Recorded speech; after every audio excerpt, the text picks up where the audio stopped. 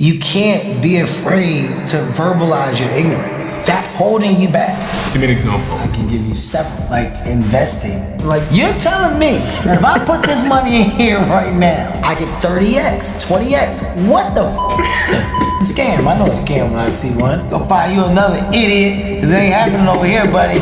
But when you go, you say, I don't know what that means. How does investing really work? I don't know where to get it. Now you're a part of the right conversations. You're a part of the right opportunities, but you get there by being the dummy in them. And now look at what I'm able to do.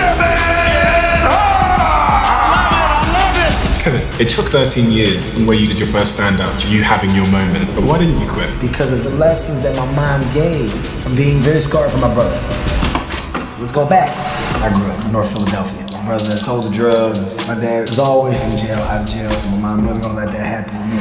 So we had an agreement. I had a certain amount of time to make comedy work. And in my mind, it wasn't gonna be hard because there was no other option. I would figure it out. So I was driving from Philadelphia to New York every day. I wasn't coming home until 4 a.m. I was doing 25 to 28 sets a weekend. I worked that for a very, very long time. Then the struggle left you with days of, what am I doing? Can I pay my rent? This, man. But my mom's biggest lesson was you're not quitting. And not many people are going to do the 13 years of hard shit. Most people opt out at year 2 and want to go find a quick return. Or you keep quitting to start something else that you think is the idea. It's just a cycle. You're never completing anything. You gotta make a choice of thing you're gonna do and finish. I made the choice that stand-up comedy was what I was going to finish. Because if I focused and did it well, that would open up the doors for me to do everything else that I want to do. But they say that you can't have everything in life. Mm-hmm. So what is the cost? Have you struggled with your mental health? What advice have you got for young men in terms of like what it takes to be a good man? That's a weird thing that's happening where the definition of a good man is so foggy. It seems that in this time today, more men are being forward, wanting to express and talk, but the fear of being judged after. Do you have that fear?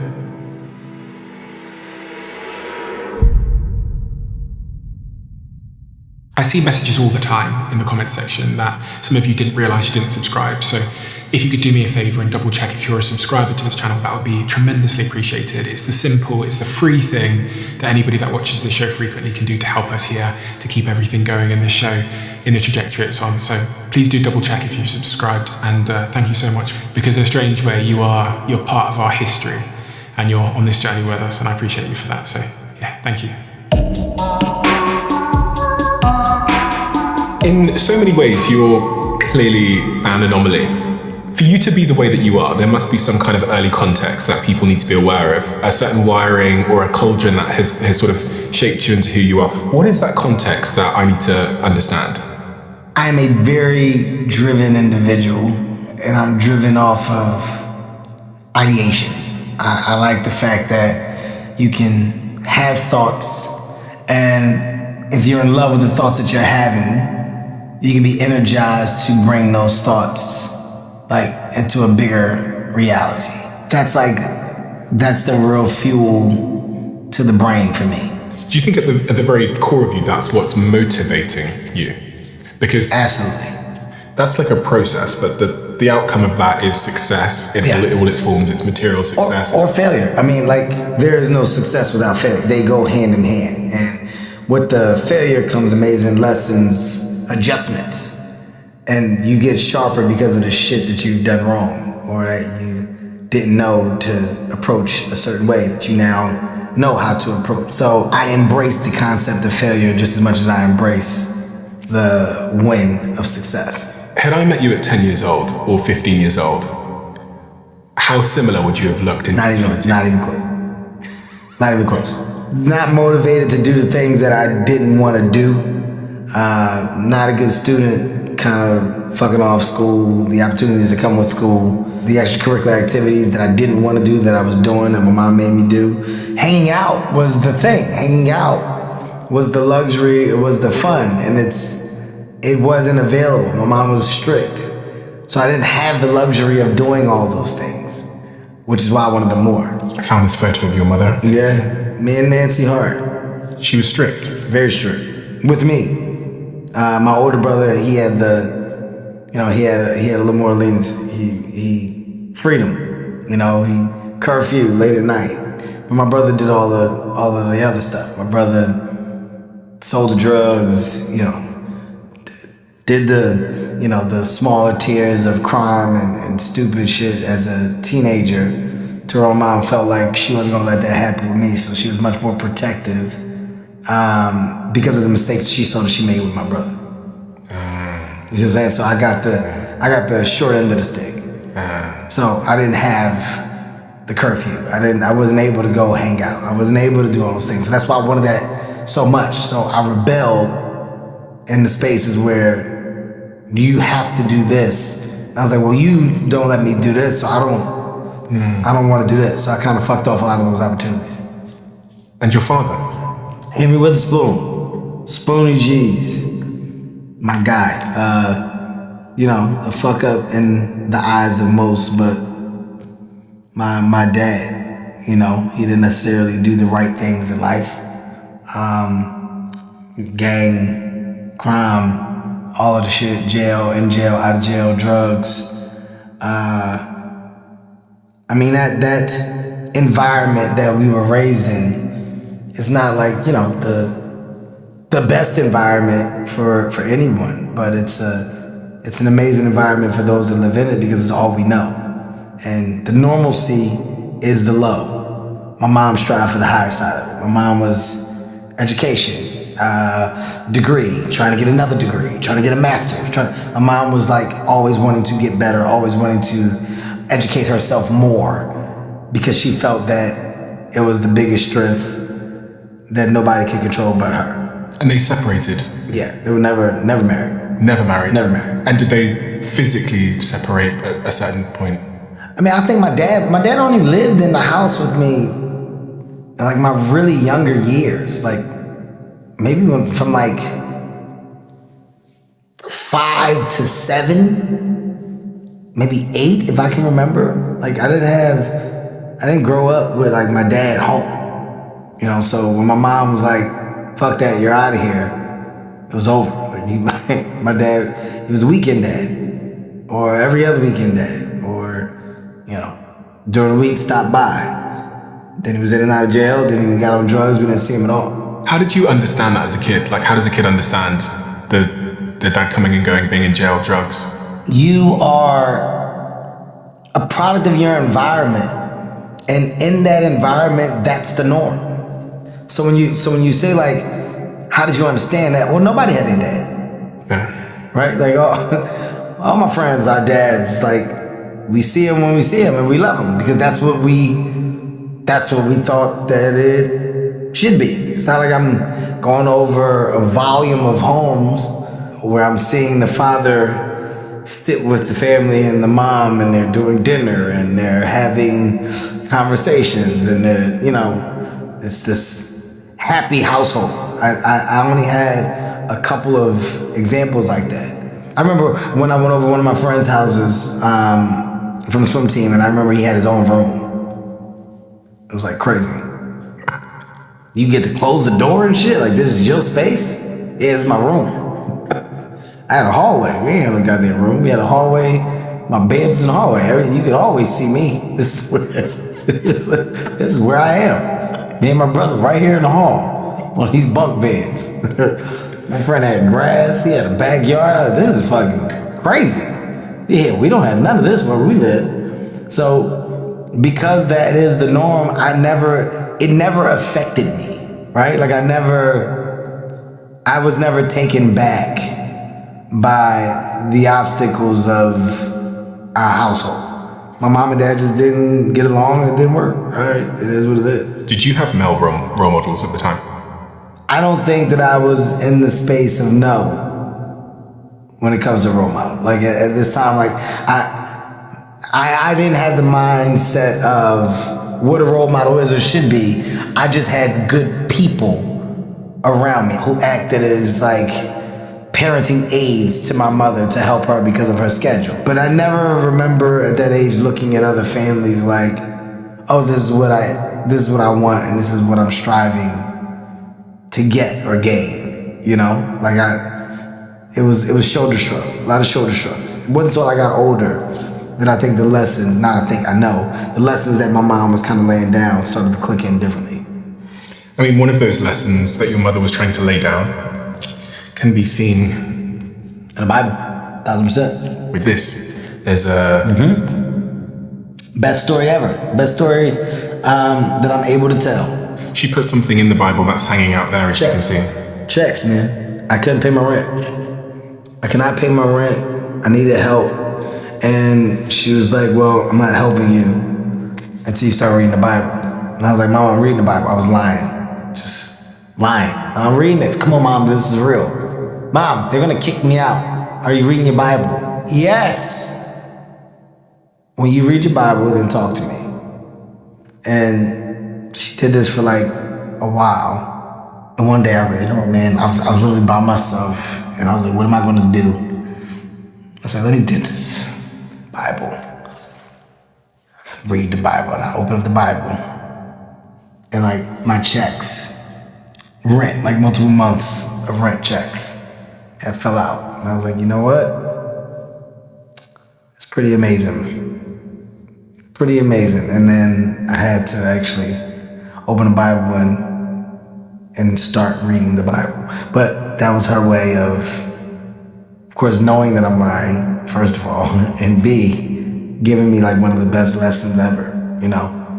Somewhere along the lines, the gems that she dropped started to click, and the idea of not starting things that I'm not gonna finish, that's what really resonated with me the most. So like, I started a lot of stuff that I didn't complete in the younger years. That was me and my mom's battle. No, you're gonna finish it. And she would make me finish it. Now I wanna quit. No, you're gonna finish it. So I ended up doing a lot of things with an attitude, which is why I half-assed it. But then as I got older, you realize, well, why are you putting time into something in the beginning that you don't wanna see through? Why? Or just because you have like a rough moment or a rough patch, why is it so easy for you to quit? Why is the idea of quit so quick to you to come up with, and why are you so comfortable with the results of that? I shouldn't be, and that shouldn't be my like motto. So we don't stop. If we start something, we see it the entire way through. And at the end of it, even if you don't like it to the highest level, you know that you put your time, energy into something that you're at least proud that you did, proud that you were able to put a period on that sentence. And now you can start the next thing. But it's not until you complete something that you can honestly sit with yourself and go, that's what life is. That's called seeing things through the entire way. What was it that changed in you? Like, what happened that made you suddenly start to take opportunities more seriously? When you saw the opportunity, you fucked off. I remember my big dummy moment, and I've had a lot, so I don't know how much time we have to go now, but I got a lot of dummy moments. But my biggest dummy moment, we hooky school to go and have our senior day. We go to Great Adventure theme park on the East Coast. And there was a moment where we're done and we're talking, we're like eating and hanging out, and all my friends were talking about the college that they were going to go to.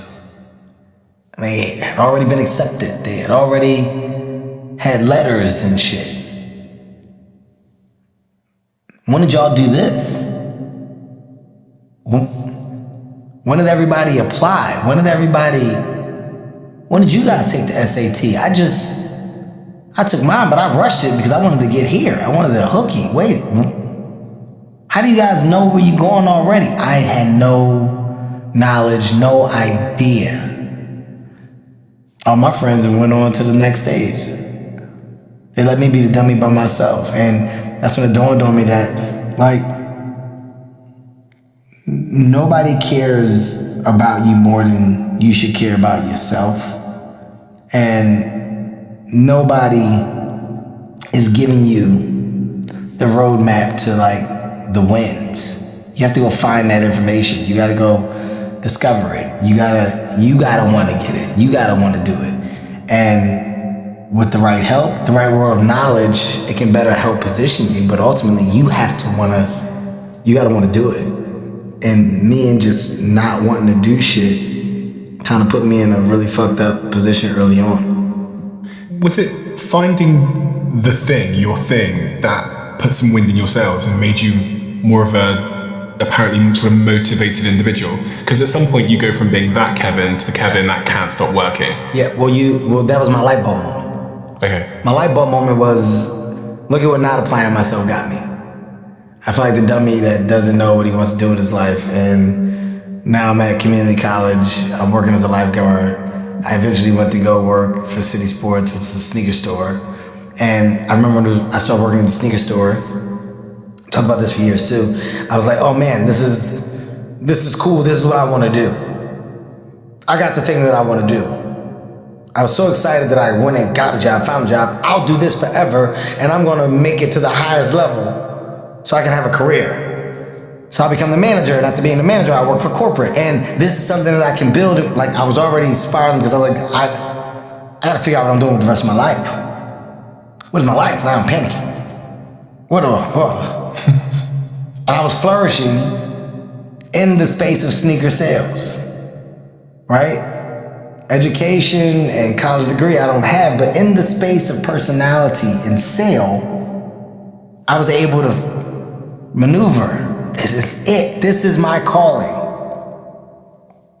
That's where the real beacon of light presented itself through ideas of my friends. You should do stand-up because you're funny.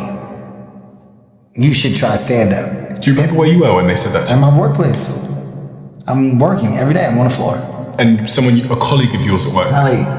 Alice, colleague of mine that I work with.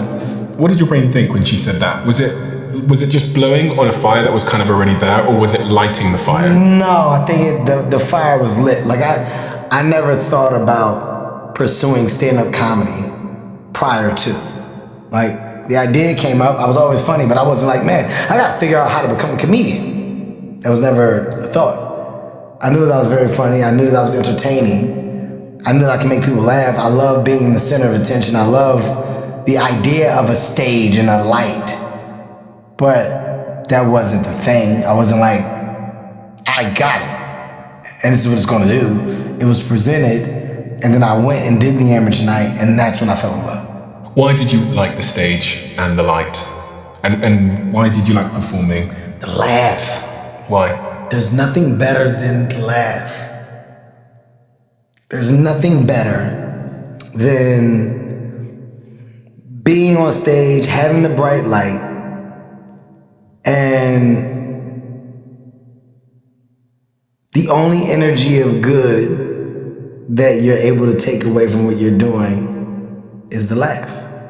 Ha! Ha! Hearing people laugh, I was like, oh shit.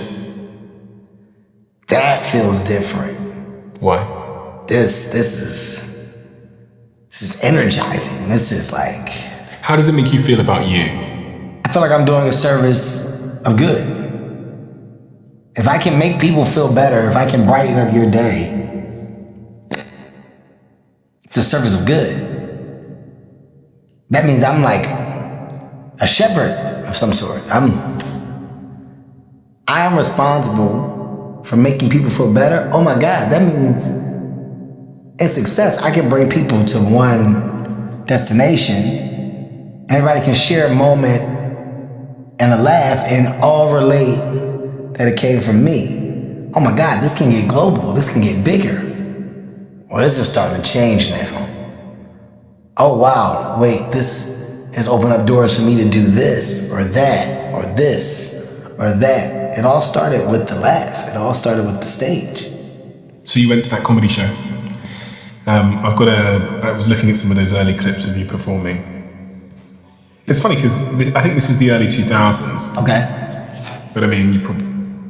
Oh my God, Caroline's, this right here, my best set in the beginning of my career. Everything I said for tonight is a joke, okay? It is nothing else. I don't want nobody taking none of this stuff too serious. I don't want nobody coming to me after the show saying, who's the funny one now? Yeah.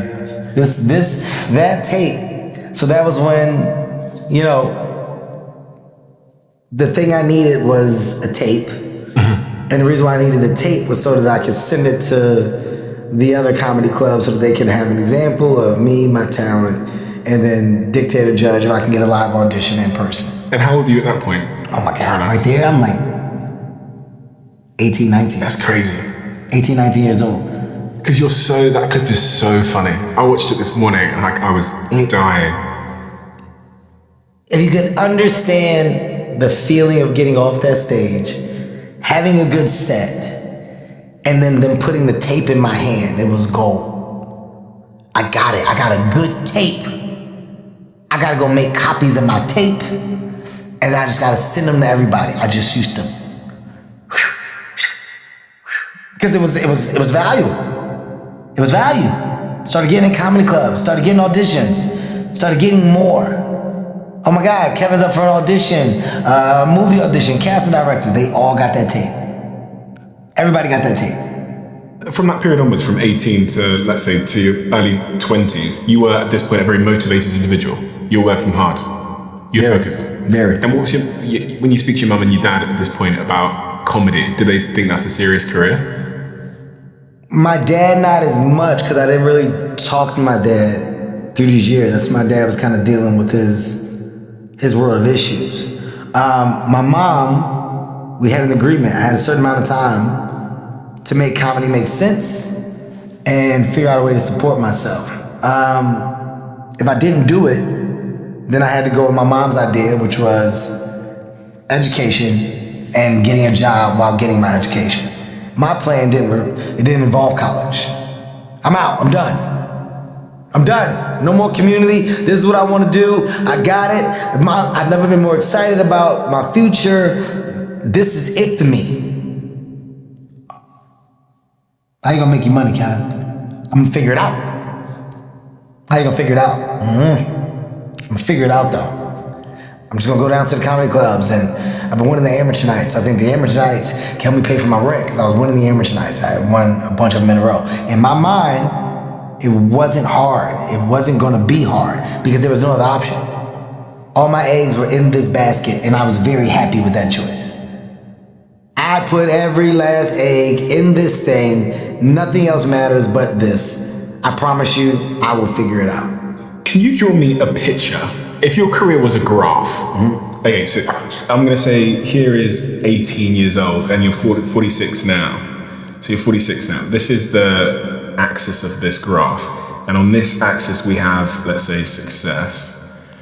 And on this axis we have age.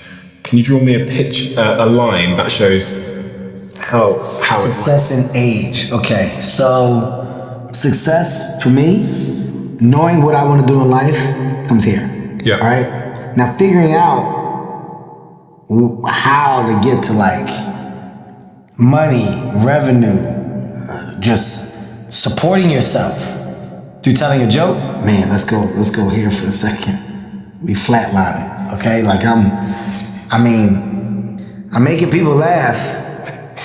I'm getting in some comedy clubs, but you only get paid with food. But then something weird happens where you start figuring out, oh wait, here's kind of where the spots come in. I can make money on the weekends and I can get $20 to $25 a spot.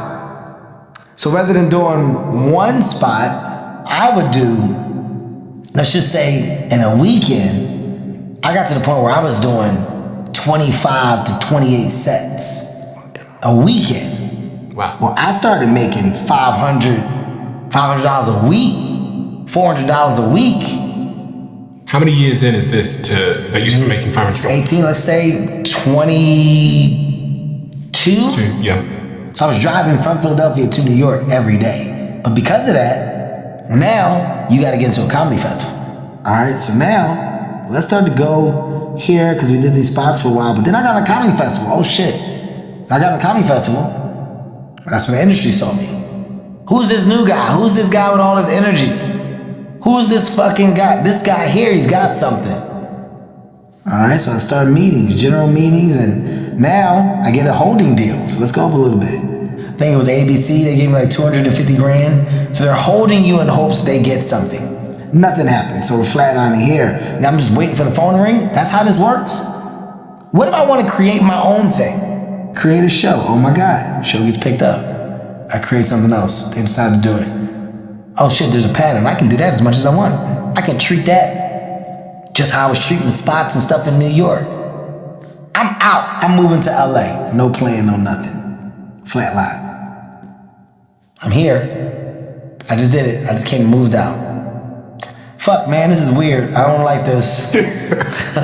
Work. I'm not getting no work, man. This shit is real stagnant. I'm going on the road. I wanna work the road. I'm gonna be a headliner. I'm gonna do colleges. So I'm gonna get college money and comedy club money, and I'm gonna do it. I worked that for a very long time, right? Very, very long time, to the point where now I'm selling out comedy clubs. After I started selling out comedy clubs, my person at the time was like, yo, we can probably do theaters. You're adding a lot of shows. Are you a millionaire at this point? No. I'm just an active comic. The next stage of success, right, was let's go from comedy clubs to theaters. All right? Boom. Let's go here, then let's go up again. Theaters start selling out real quick. Oh, fuck. Let's go from theaters, right, to like arenas. Oh shit. Will Packer, he was like, I got this book that I want to make a movie. It's called Think Like a Man. Steve Harvey wrote it. I think you're funny as hell. I've been tracking you on tour. I want you to be the star. We film it. Think Like a Man comes out. Think Like a Man did 90-something million dollars in the box office. And Will says, hey man, working with you is great. Let's do something else. I got this movie called Ride Along. You and Ice Cube would be great. Boom! Ride Along does 140. Like the movies just started to pow, pow, pow, pow, pow, pow, pow. Get Hard, Central Intelligence, Me and the Rock. I mean, it just happened so fast. So now, because the movies are working, I'm like, this is so cool. But while this is happening, I should figure out like how to kind of create my own source of like opportunity. Like people keep bringing opportunities to me. How do I create my own source of opportunity? I'm gonna start a production company.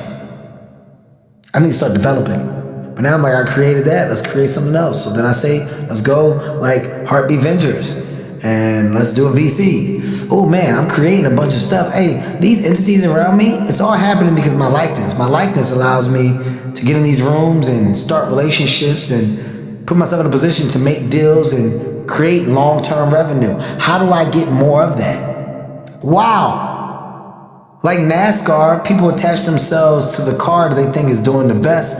I'm a car. I should have brand partnerships. Chase, DraftKings, Fabletics. I should have my own brands and businesses that I'm building where more opportunity for long-term revenue can present itself.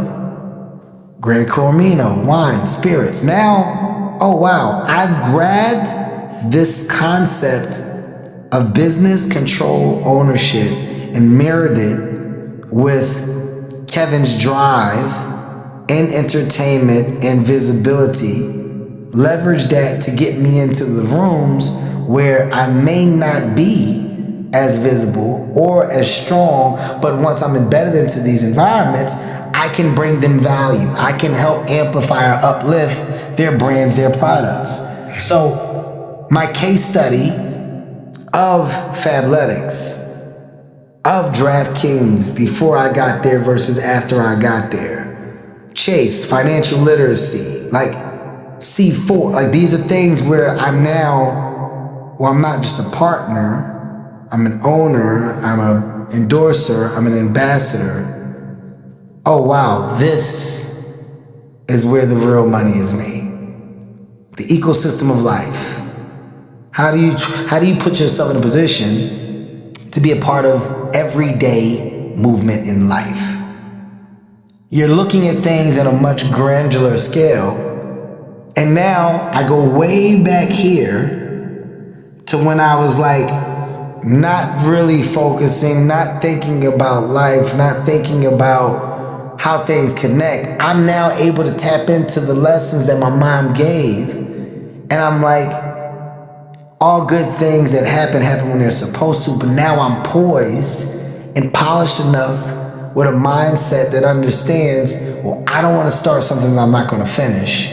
So if I'm going to put myself in position to do these things, how do I make sure that my partners know I'm willing to give my all? How do I show that I'm not going to quit? Which back here, my mom's biggest lesson was you're not quitting. If you start it, you're going to finish it. So how do I make my partners that I'm now saying you should work with me? How do I make Netflix secure in knowing that when you get me, you get 100% of me, and that I'm never going to quit, I'm going to finish it all? How do I make my other studio affiliates understand and working with Hartbeat, it is in my best interest to bring you great product, great material, so that you understand what we do so that we can continue to drive a business that has the best interest for both of us? How do I sell you on that? So now my business of sell mirrors and matches my business of grow. Nothing that I'm doing doesn't go hand in hand. And I should be able to embed the products or the partnerships that I now operationally attached to into the ecosystem of entertainment. So if I have a C4 can and I'm doing an activation and health and wellness, well, C4 is my partner. I should integrate you in this opportunity. Hey, my movie, we have an opportunity to basically wear product. I should be in Fabletics in this scene because this makes my partner feel valued and positioned. Oh, wow, this is what I do. I elevate. I basically navigate my space of ownership in a way like only I can to elevate my partners so that my partners go and say, you're different, this is different, and this is what we need more of. That's my graph. I've got some questions about the graph. So I guess the parts that I'm curious about are this initial period when you're 18 where nothing's really happening. Nothing. Because so many of my listeners, probably most of them, are in some pursuit or sort of professional endeavor in their life in this kind of stagnant moment where maybe they enjoy it, but it ain't paying the bills. Yeah. No one believes in them. Yeah. Maybe some of their friends are rolling their eyes when they tell them what they're doing. Yeah. When you look back on this season of life, what is that season and how'd you get through it? Nobody believed that I was funny when I said I was going to be a comedian. They were like, you funny, but not comedian funny. My friends were, yeah, what do you mean you're going to get on stage? What do you mean I'm going to get on stage? I'm going to be a comedian. Yeah, but how? Eddie Murphy, I'm going to be a comedian. Yeah, but you're never going to be Eddie Murphy. Yeah, I know, but I'm saying I'm going to do it. I'm going to be a star. No. I don't know, man. I don't know about the whole star thing. I think you're tripping. I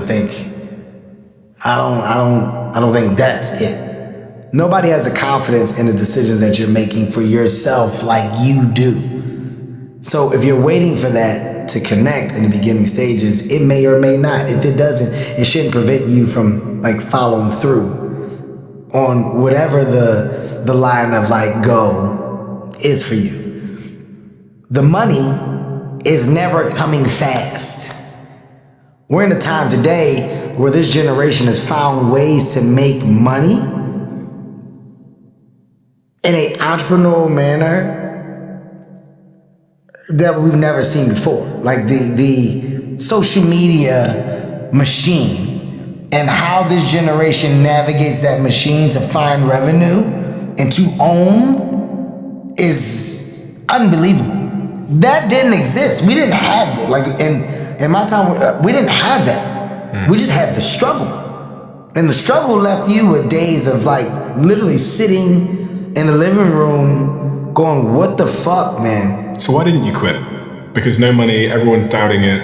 What were you believing in? I was believing in the idea that I finally found the thing that I want to do. So it was passion that was really you anchored to. I found the thing that I want to do. And I'm not going to quit it because I love it this much. And I strongly believe that the sun is at the end of this dark tunnel. But I got to be willing to get there. And I just don't know how to get there yet, but I'm gonna figure it out. That's why I'm going to LA. I was in New York, but after New York, they say go to LA. I'm gone. What you gonna do when you get there? I'll figure it out.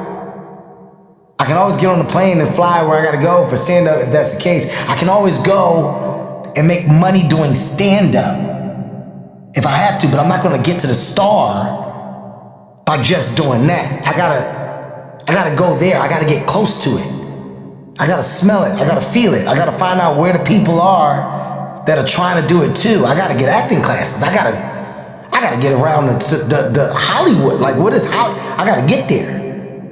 And what happens when you're there, it fuels another appetite of hunger. Because I'm there in real time. I'm seeing people better. I remember, I tell this Cat Williams story, and I don't even think I told Cat this.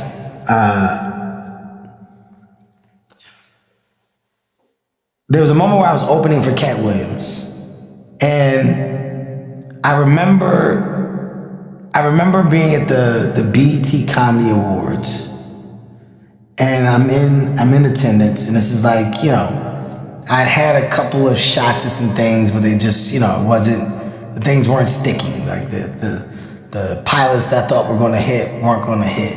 The things that I thought were gonna happen, they just weren't. It just didn't seem like it was adding up, right? Like the roles are little small roles or little small cameos, but like it wasn't the thing. And I remember Cat Williams said during the BET Comedy Awards, he had like a leopard suit, destroyed the Comedy Awards, destroyed this moment. And audience goes crazy, stands up. I remember being in the audience and I was like, that's it. I said, like, that's the thing. That thing, that reaction, that roar, that moment, I gotta be patient because my moment is going to come. I witnessed his moment. And after that moment, it was Friday After Next, you know, he went on and started to do crazy things in his career, right? But I witnessed the moment. And in that moment, my takeaway was that he was ready for the moment. His material, the jokes, everything, it all hit. And I didn't watch it in a manner of like jealous or angry. I was like, that's it. Like, he's probably out of here after this. I mean, it's the BET Comedy Awards at the time. I'm like, this is the biggest thing ever, right? This is the Comedy Awards. By the way, they never did the Comedy Awards again. I think this was like the last one they did. But that moment, if the ball is dropped in that moment, then the moment goes. You don't know when the moment is presenting itself. But I'm staying with the thing because I know that the moment is gonna come. And when I'm in the moment, if I knock that fucking moment out the park, all things will change. But you may not know it. You may not know when the moment comes. When did your moment come? Shaq's All-Star Comedy Jam. The reason why I equated it with the story with Cat. I believe it was Tommy Davidson, it was D-Ray, Cedric the Entertainer was a host. I headlined it. I end up having one of the best sets that I've ever had. And at the end of the Shaq's All-Star Comedy Jam, I say goodnight and they do like a slow motion walk-off. It's a slow motion thing, and it's like I'm walking, the crowd stands up, and they're going crazy. By the way, I don't know the slow motion walk-off is gonna happen in the edit of the special, but I remember in real time, crowds standing up, stars were there. Everybody was there, right? And in that moment, show you how fucking crazy the world is. This is why I hate that, like, me and Kat went through our stuff and we're much better now. I'm gonna show you how the world aligns. Kat was in the audience of the Shaq's All-Star Comedy Jam. And Kat was watching the show. He was just there as a fan. But at this time, everything big is happening. And I had a moment. And that was the moment that then took me and shot me out the cannon. And if I wasn't prepared for the moment, then I wouldn't have known all the things to come. Okay, but that then set up, I was releasing my special Seriously Funny, I was taping in 2 weeks. So Shaq's All-Star Comedy Jam goes, they rush to put it out, it crushes. I then tape my comedy special. Seriously Funny was my next special. Seriously Funny destroys, but it only destroyed because of Shaq's All-Star Comedy Jam and the audience that watched that. And I was like, oh my God, this guy showed up in droves for Seriously Funny. And then Seriously Funny was like, oh shit, this big ass special. And then the arenas and everything, boom, boom, boom, boom, boom. So about 12, 13 years from the moment you did your first sort of stand-up event, you having your moment. And I find that fascinating because those 13 years, most people aren't willing to do something for 13 years without their moment showing up. Like when you hear like, I don't know, shit on Instagram or quotes, or you watch motivational videos and stuff, if they told you that it would take 13 years for you to have your moment, almost nobody would take part. Nobody, no. But those 13 years of your training. I mean, so Scooter Braun told me one time, he was like, what makes him different is the work that he's willing to do in something. And he was like, you know, if they were giving out like $1 million for somebody that can hit a fastball pitch, you know, from the best pitcher in baseball, right? And this thing would basically require everybody's gonna go and try to hit this because everybody wants the $1 million. So the first day of the announcement, the line to hit this pitch is gonna be droves, right? Like probably millions of people. Who knows how many people would be in this line? And people would go up and strike out. And after that, they would go, damn, it's over. Like, I missed. Not many people would like miss and then go stand back in line to go hit the ball again. He was like, I'm gonna keep getting in line. What you'll find is that the line will get smaller and smaller because of how many people are dropping out and optioning not to wait and do the hard thing again. That comparison to that world of understanding is like something that equates to life very well, right? Not many people are going to wait through the 13 years of like bullshit, hard shit. Most people opt out at year 2, maybe 3, no money, whatever, I need to figure something else out. Year 6, fuck this, man. Stupid. What am I doing? Why am I doing it, right? I'm gonna go find the quick avenue or the quick return. Because money is that's what it boils down to for most people. Where's the money? Where am I making the money? When the money comes, it comes.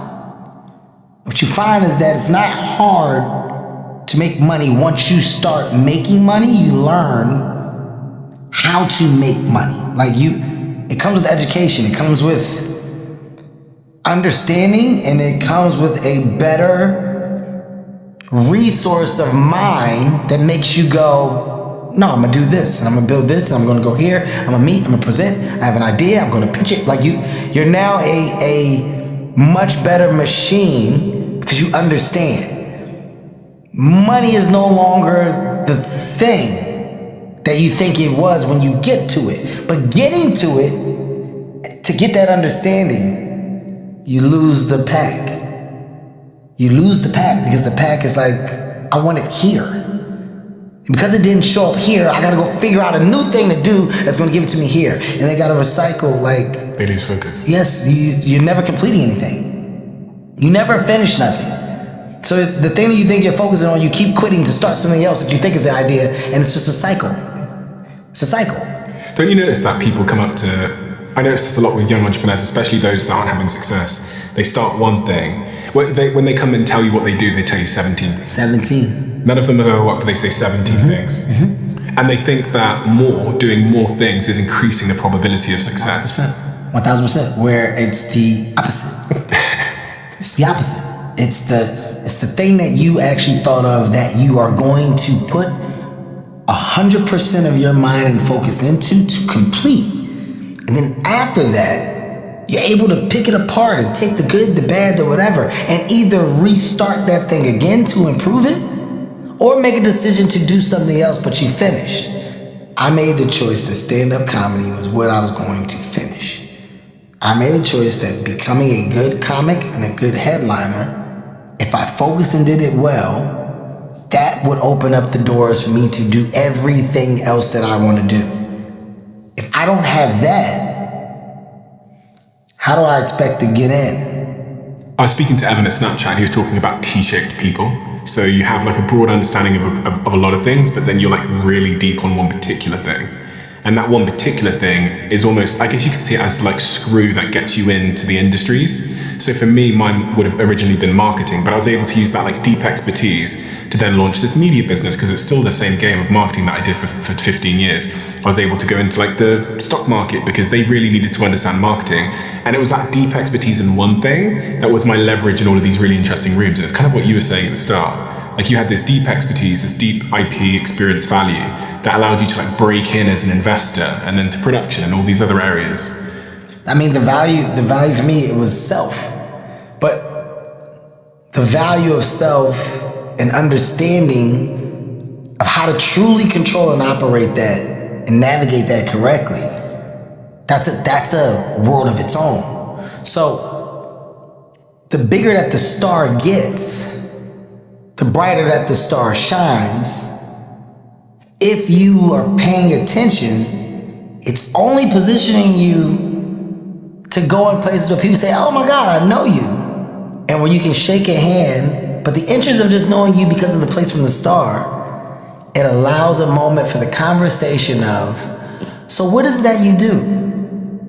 Oh my God, like that's so cool. I would love to learn more about that. And what you'll find is that the resources of opportunity over there are endless. Oh my God, are you serious? We would love to partner with you in something like this. I mean, in this space, are you talking about mental health, wellness? Listen, strong voices and confident voices or inspiring voices, there could be a lot for us in what we do here. Hey, maybe there's a partnership that we can form. Oh my God, man, back to school, kids, I love kids. I'm thinking about doing more. Like, here's something where I think I can have a very, very good cadence and a very good energy towards getting kids hype about school education, because it's not something that I took serious. How do I help? Where did you learn? So when I look at this graph here, I see this sort of moment where things go up and to the right very quickly, where you start to get into entrepreneurship. But at this moment that comes before it, you didn't know this stuff. So at some point you acquired information. So for the people that are listening now that are thinking like, how did Kevin go from a kid that was in this rough area, dad wasn't around much, his mum was raising him, to a guy that knows all this stuff? Mm-hmm. You get there now by being a sponge and not being afraid to ask questions. I'm very secure in myself and being the dummy in the room. I am extremely secure in saying, I don't know what that means. Explain that. Give me an example of a context where I can give you several. Like venture and investing, I was a firm believer that nobody's stealing my money. I'm giving you nothing. Yeah, you gonna go and put it where? Yeah, no, my money gonna stay right here under my bed. I'm not doing that. So you want me to give you money, and you telling me you gonna take that money, and then that money is gonna turn into what? Yeah. Okay. Go find you another idiot, cause it ain't happening over here, buddy. Get your scamming ass up out of here. Okay, I come from the world of everything is a scam. Okay, it's a fucking scam. I know a scam when I see one. All right, but when you go and you say, well, how does the stock market really work, or how does investing really work, or what you mean you making money while you sleeping? What does that mean? What do you mean by that? How does this brand partnership shit really work? Like you can't be afraid to like verbalize your ignorance.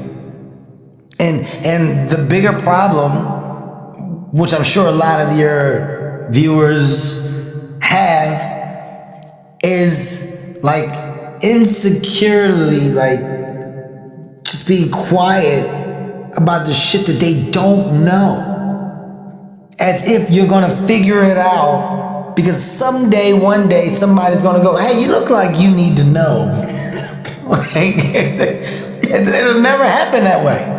It's never gonna happen. You're never gonna run into a person who's randomly gonna talk about the things that you wish you had more knowledge in. It will never happen. And what you'll find is that information is not free, but it's available. It's not actually hard to obtain. It's only hard to people that are very insecure about just verbalizing, I don't know where to get it. Look at how many how-tos, help-tos, all of these things today, the success that we're seeing in entrepreneur and influencer, streamer, and all of this stuff in entertainment is the same success that you're seeing in,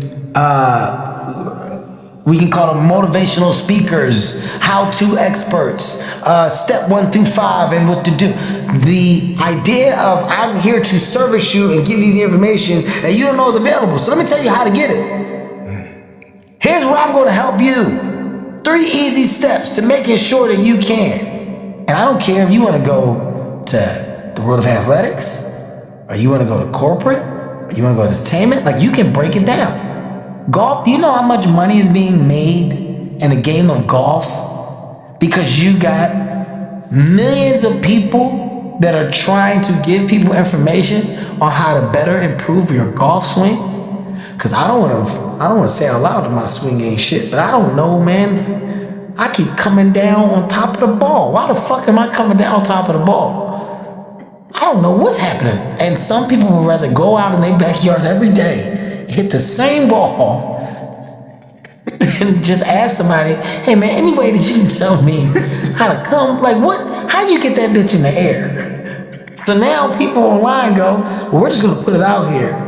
And that person that's struggling quietly, well, they're gonna discover me, and in silence, they'll watch and they'll look to improve because nobody knows. And they still get to be quiet. That's the problem. Just give me a minute of your time and I'll tell you about a device that my team's been using that they won't seem to shut up about. It's called the Note Pro and it's by our sponsor, Plord. This tiny card clips onto the back of your phone and captures everything. But why it's so clever is that it picks up multiple voices at the same time. And when someone says something important, you just push this tiny little button here and that moment gets highlighted in your notes and captured. It records the conversations that it hears, takes those conversations, creates a transcript, and it uses AI to synthesize all of that information into whatever template suits you. You get a summary, action points, highlights, and even a mind map sent straight to the Plord app. So I highly recommend you check out Plord's products using the link in the description below. Don't tell anybody this, but if you use code DOAC22, you'll get 22% off on some of Plord's products. There's also unknown unknowns, which you would have experienced. I remember you talking about you got to see behind curtains and you didn't even know people were behind there. And when I heard you say that, it was the perfect metaphor and analogy for exactly what I had experienced in my life, coming from a kid that came from a very normal background, was born in Africa, moved to the UK, mother's Nigerian, dad's English, and didn't know that all these like rich people were back here playing money games. I thought the way you make money is you like work in McDonald's, you like work really hard, you might become manager, da-da-da-da-da. And then at like, I'm gonna say 27, being sat in a billionaire's kitchen and watching him on the phone, and he's calling his boy, and they're doing 50 million just before the IPO happens so that they get a better price. And I'm thinking, fucking hell. It's all, the thing that I've realized, right, when you look at your biggest investors, right, you'll find that they're all together. None of them are investing in the new thing alone. They all are like, well, it's better with you, so do it with me. Well, what about Gary? Yeah, call Gary too. Let's see if we can get him in here. What about Michelle? Yeah. Hey, Michelle, what about Melissa? All right, you'll find that this group of 10 people all who could easily do something on their own do not believe in the struggles of self when you can combine this machine of great minds to provide another great opportunity. And in success, well, this thing works, the company gets bigger. Well, let's use our resources to go out and make sure that we align the personnel they already have with more amazing individuals, create more jobs, more opportunities for new minds to become successful, and then in those minds building and that personnel like elevating, well, now this person that was at the bottom here, we then go and ask this person to run this thing, and now underneath this thing we get another version of a downpour. New minds, new personnel, new things. Okay, this whole business of venture, this whole business of company build, whether it's tech, lifestyle, health, well, it doesn't matter what it is, you will notice that the people that started from the bottom are now running the new companies of today, and now the source of personnel that's underneath it will be the minds running the company of tomorrow. It's not like rocket science once you're behind the curtain. Once you go, oh shit. I remember when I first started like investing, it was, oh my God, Kevin, like your money in this would add a crazy amount of value. Well, I ain't putting in what y'all put in. No, but the fact that you're involved in it at all is just big, that you believe in it. We're able to say that you believe in it with us is huge. What you mean by that? You trying to fucking steal? What are you doing? What are you doing, man? You talking too fast. Say what you said again, slow down so I understand it. Don't talk fast to me, because I'm so insecure. Because I don't know what you're saying, and there might be some shit in here. But it's no. Well, we know that you're doing well over here, and your movies and all that stuff is cool, but this is different. This business, Kevin, could be different for you. It's a business of multiple. So we play the game of multiples, of X. So what your money is today, well, we think in success, if this is a light bulb, or a bottle rocket, you 30x, 20x. What the fuck? You're telling me that if I put this money in here right now, and if my voice is attached to the thing that I think it is, which is a crazy, crazy venture, a crazy opportunity, well, yeah, Kevin, I mean, look, we all believe that. But with your voice, we may be able to say it a little louder. Oh my. Oh my, okay, well I did it. Oh my, I won, I got a return. Oh my. Oh. So now I figured it out. Now you're a part of the right conversations. You're a part of the right opportunities. But once again, the information is discovered because of the opportunity to be the fly on the wall in the spaces that you never imagined yourself being in. But now look at what I'm able to do. I'm able to take this information, take all the shit that I know, come and have these fucking organic conversations like I am now, and we're sharing it. And some people that are watching this are gonna take that information and go, I knew it, and I'm doing the right thing. And it's a matter of time before I get around them. And when I do, oh my God, the things that I have, the stuff that I have on the table, the things that I have created, the opportunities, I'm gonna be the next person to bring the thing that everybody else is involved in. I'm gonna be the next person to be the fucking energy source to tomorrow's future within. Like, people just need to hear how fast it happens, quick it happens, and when it does, what you're supposed to be ready for. And you were able to invest in lots of great companies like Function Health, that's valued at 2.5 billion now. 11 Labs, everybody knows in the tech space knows 11 Labs, which were valued at 3 billion now. MoonPay, Yoga Labs, Sweat Pals, Radiant, Neuroorganics, Palta. Tons of stuff that you would never expect me to be in. How much of this game have you learned in hindsight is about people? About like getting it, because even when that person was saying to you that analogy you gave of they're telling you to put your money into this thing and you're going, fuck me, are they stealing?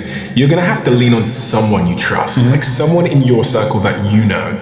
And I'm wondering, because people don't talk about it enough, how important it is to like collect the right people. And can you think of moments where you like met a person and that was like game changing and you understanding a whole new world and what was behind the curtain?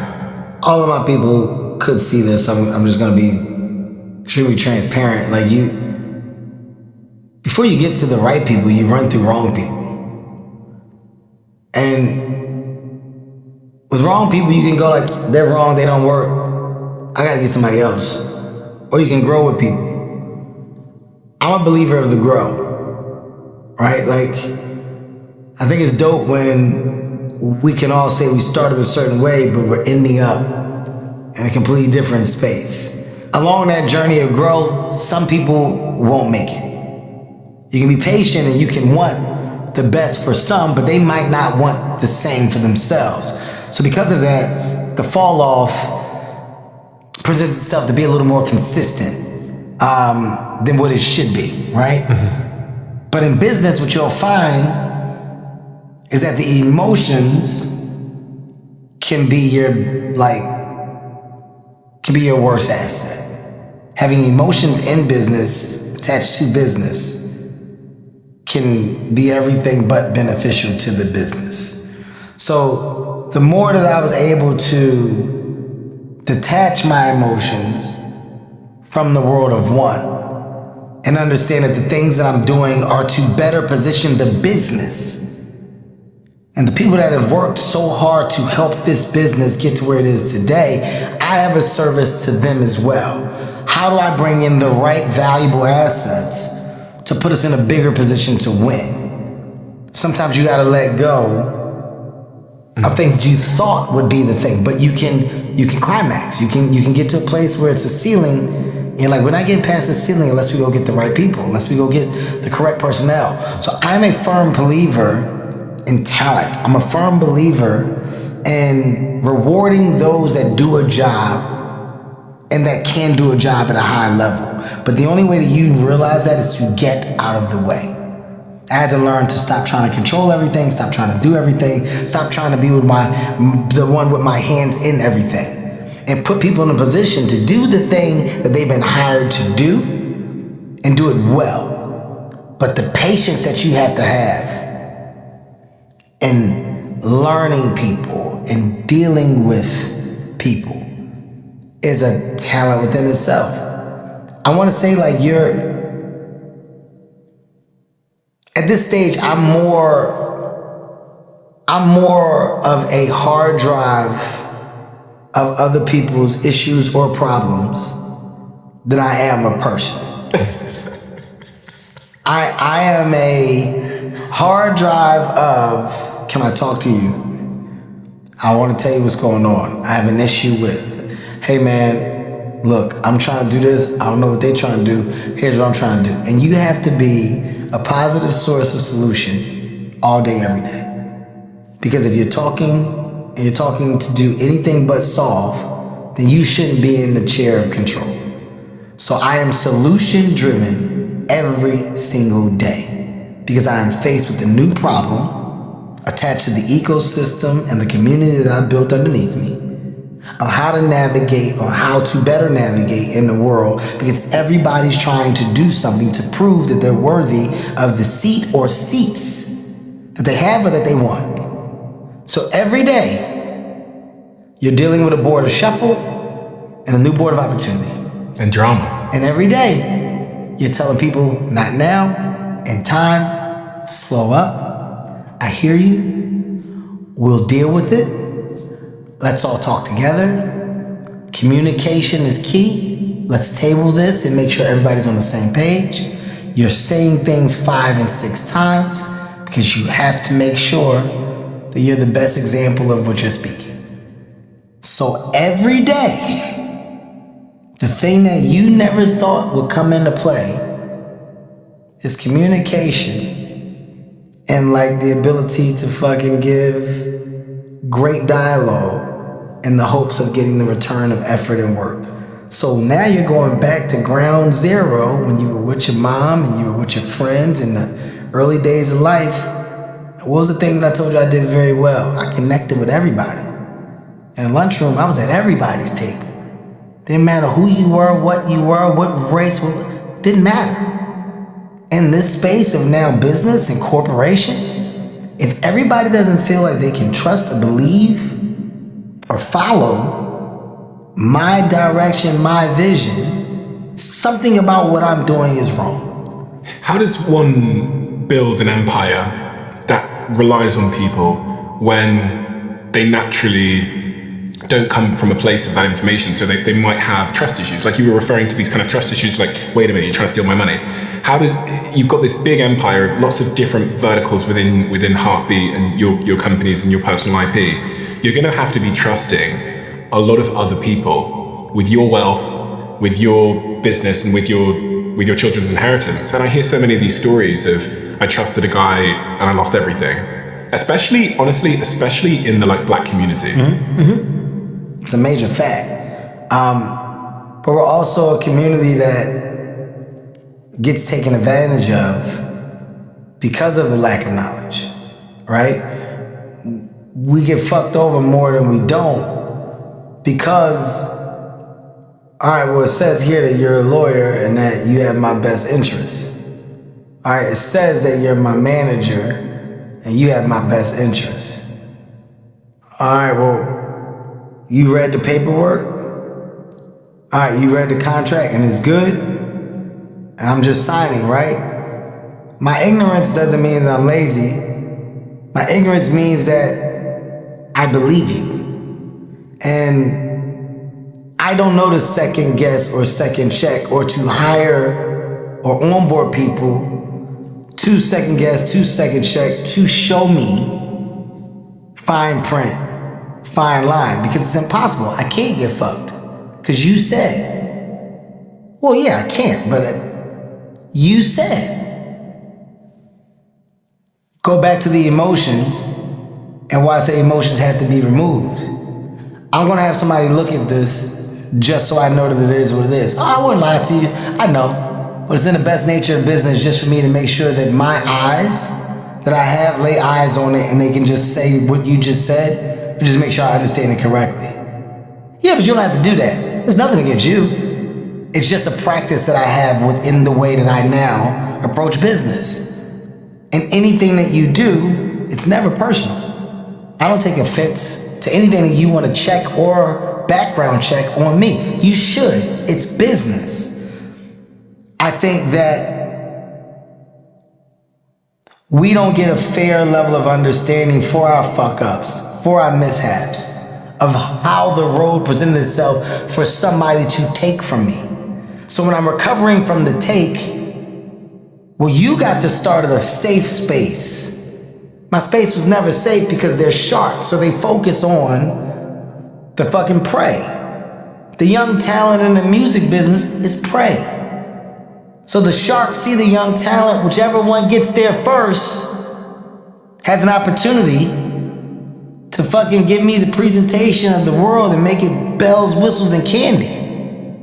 Well, if I get there right and the prey doesn't have the right people around them, I'm going with the shark every time. I guess there is an element of responsibility here which people don't like to acknowledge, that you got to take responsibility.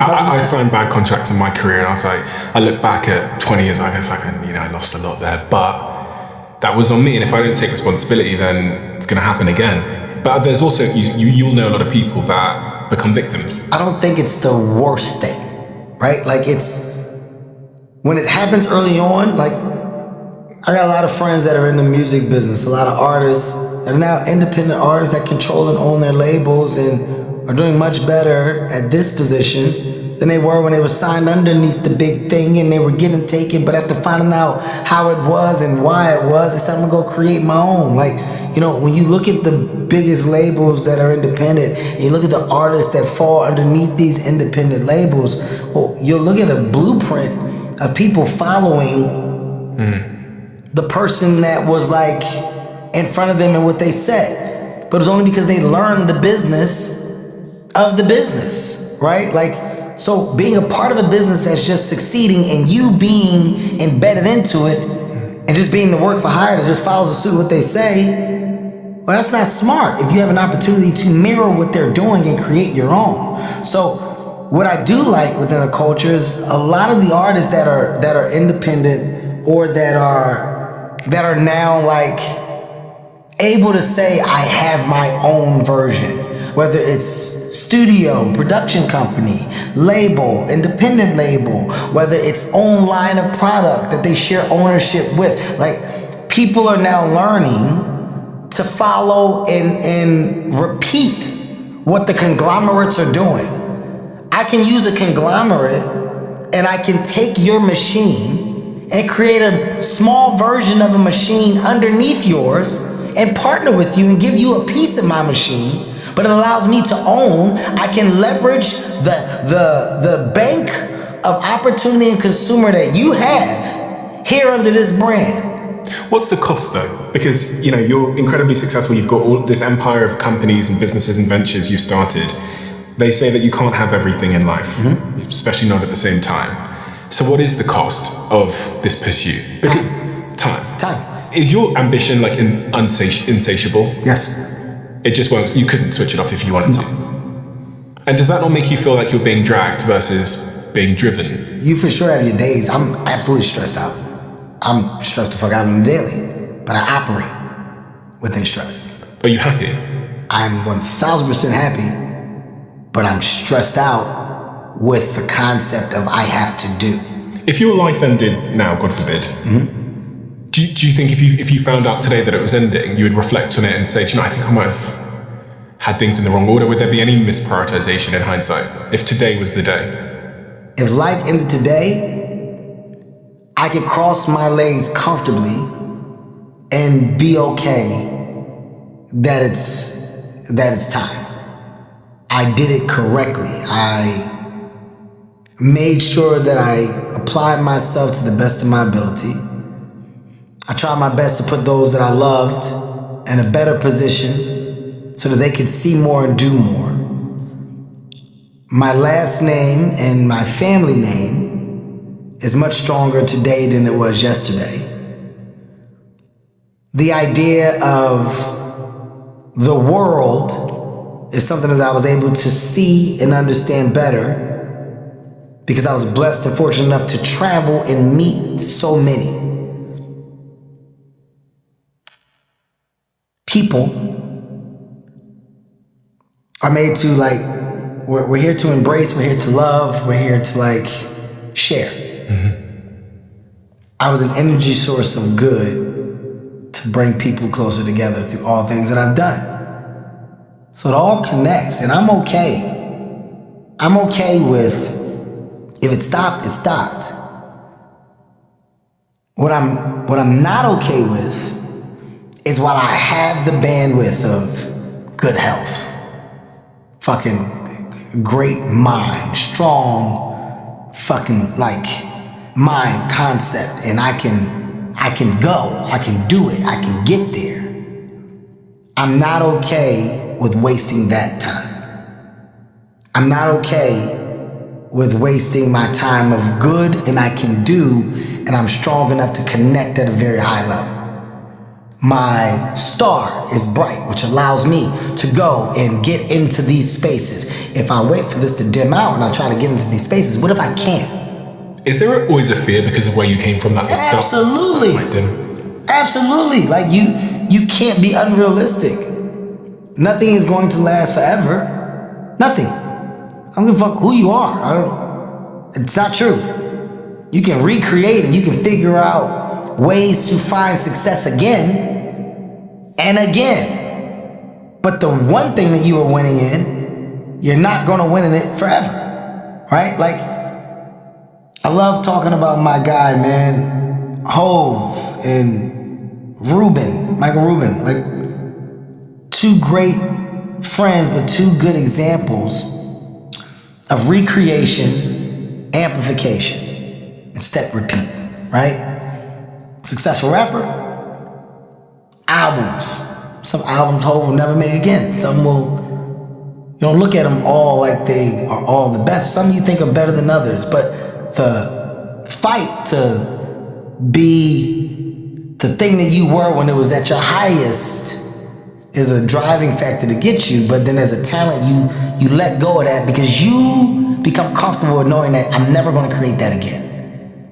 That was my lightning in the bottle moment. I'm never gonna create this again But I can have fun doing what I'm doing, and I can create a variation of versions of this that still display my talent and that I'm doing it at a high level. Man, you know what? This right here, it could cap out, but boy, oh boy, did I find fucking momentum.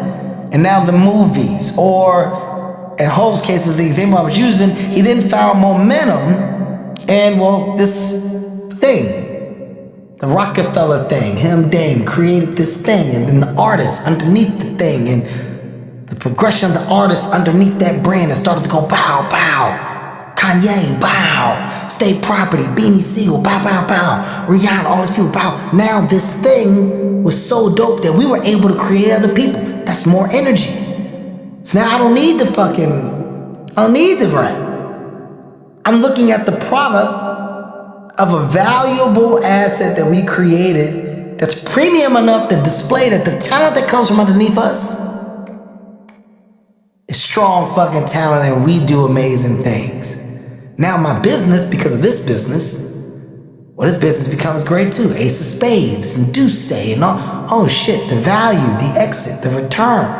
He keeps finding more energy in these other things. Mm-hmm. Oh shit, 40/40 Club, more assets, more brand, likeness, partnership, ownership. But the backdrop to it all is the artist. Just give me 15 seconds to explain how you can build a viable business online. The people I see winning in life don't have a perfect plan. They just take the first step and then the next, and then they keep going. They stay obsessed and they stay consistent. And Stan Store, a platform I co-own and one of our sponsors, is the best first step to help turn your knowledge into income. It only takes a couple of minutes to launch your business and start selling digital products, coaching, memberships, or communities online without any tech headaches or endless setup. Thousands of entrepreneurs, creators, and risk takers use Stan to take control of their future. Because Stan is for entrepreneurs, for those willing to put in the work and bet on themselves. If you're ready to start building, join us. Launch your business today with a free 14-day trial at stephenbartlett.stan.store. Have you ever heard about this before?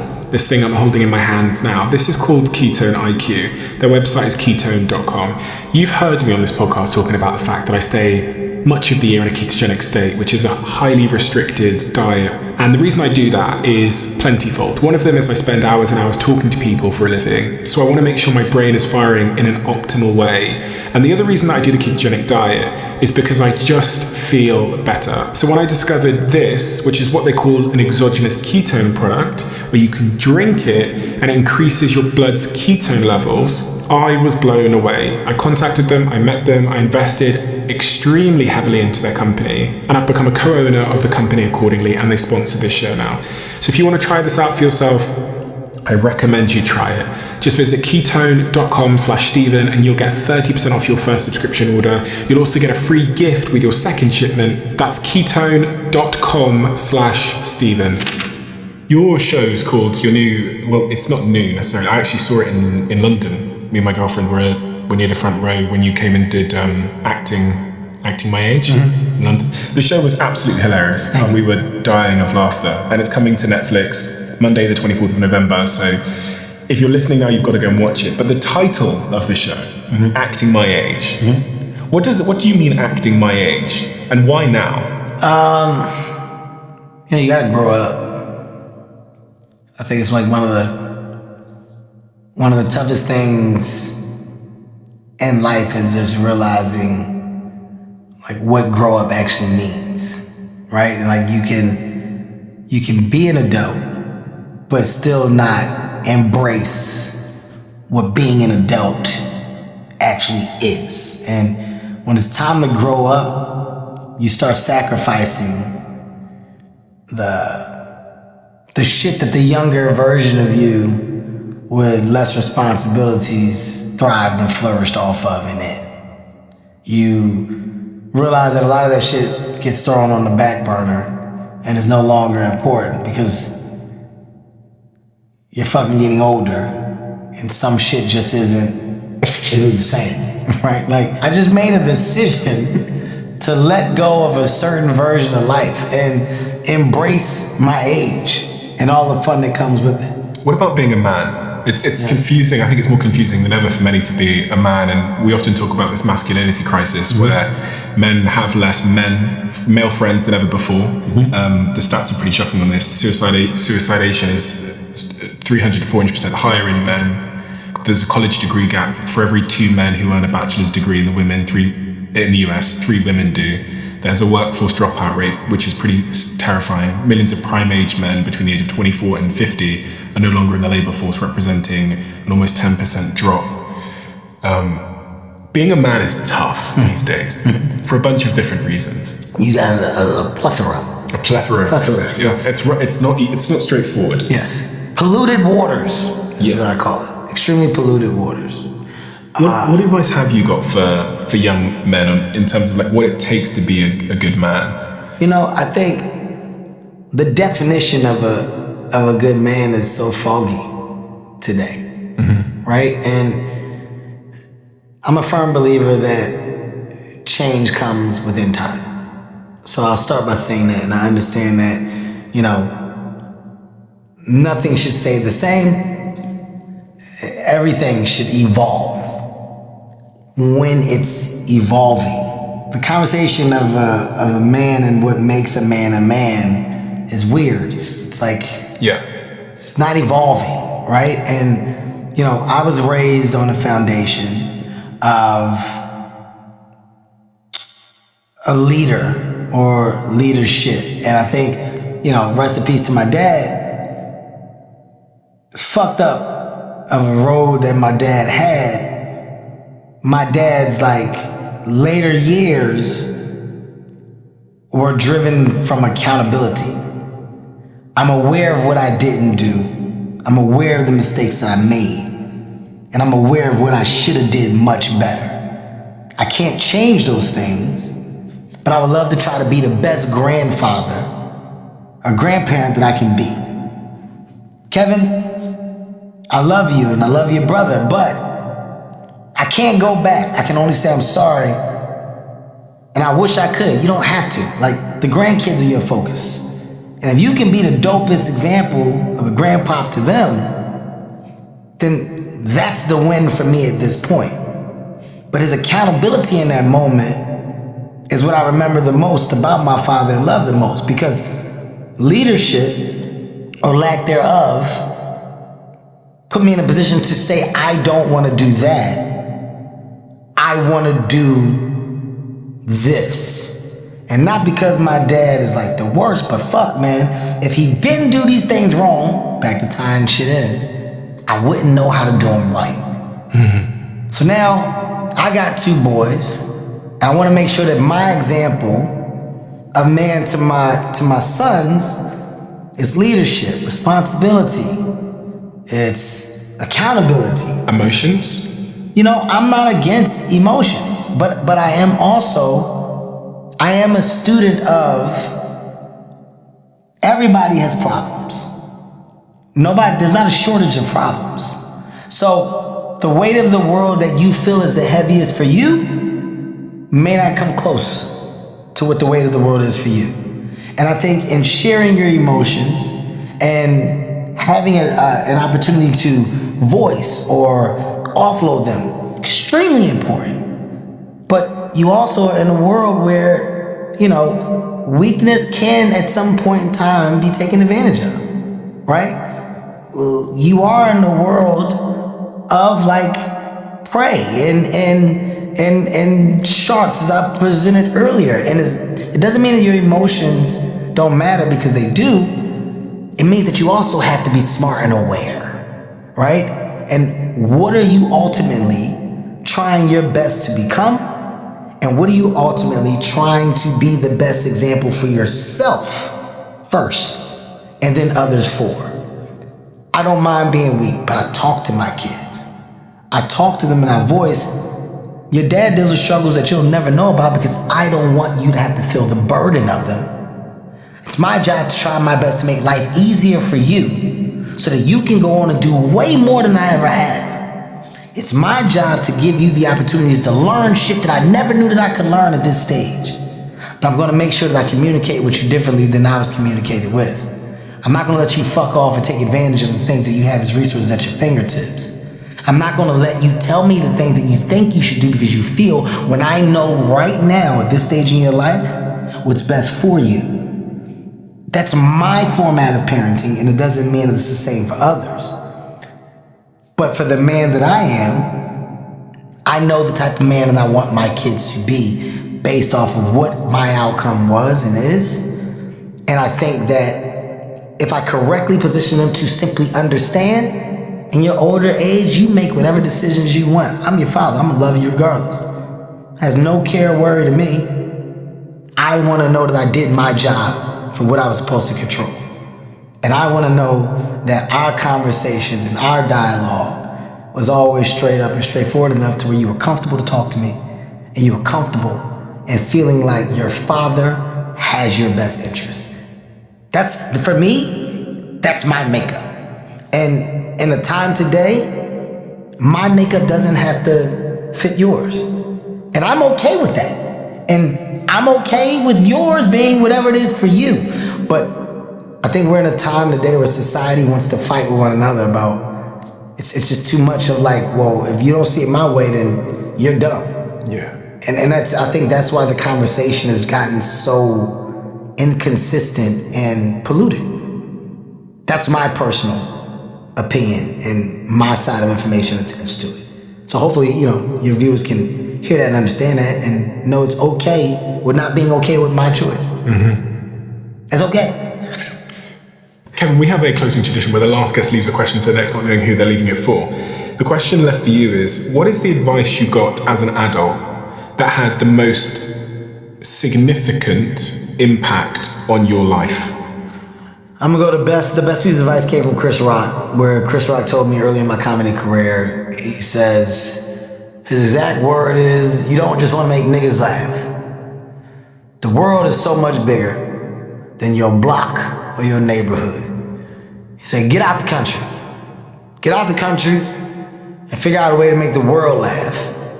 And comedy will be so much better. At that point, I was very specific in my material. 15 area, you know, we got these. The drugstore is crazy. You ever had a guy in the drugstore in your block? And it's like, well, everybody doesn't relate or can't relate.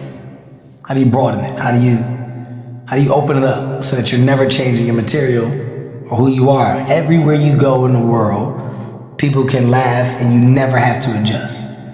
Get out the country. Get bigger in the way you're thinking about your craft. I mean, you've done that across the board and across industries now. You've been willing to be the person, the outsider in lots of rooms. Mm-hmm. That seems to be really central to your success. And what Chris Rock said to you there was, get out into the unfamiliar. Go put yourself in an unfamiliar place. And when I look at your career and the empire that you've been able to build across business and investing, it's exactly that. It's you were willing to be in unfamiliar territories for some reason. Yeah. You know what you just made me think about too? And I want to backtrack before we leave. One thing that's kind of crazy, just when you were talking about the conversation of man, it's a weird thing that's happening where you do have men that are opening up more and talking more about the struggles of a man. But then those things are being used against them in the conversation of man. When you get to talking about the things that you're dealing with and the emotion and stuff of the mental health and the weight, it seems that in this time today, more men are being forward and wanting to express and talk, but the fear of being judged after. Do you have that fear? No, I don't give a shit. I don't care too much what people think. Have you struggled with your mental health? No. I think I told you my shit is more stress. It's not a struggle. It's Is that anxiety or is it? No, just I know I do too much. Yeah. I know for a fact. What's the symptom of that? How do you feel? You have to shut down. So what I'm getting better at is in a day, there's time I'm off the phone. I got it. I know I told him I would do calls. Just tell him I'll start that tomorrow or the day after. But there's a time where I get to a point in the day where I'm okay, that's it for me. You're done. That's my, and I'm done. I don't wanna talk about anything else. I don't wanna hear. So you're pushing yourself right up to the edge over and over and over and over again. I get to a point in a day, and that timeline of when I'm shutting off has gotten earlier and earlier.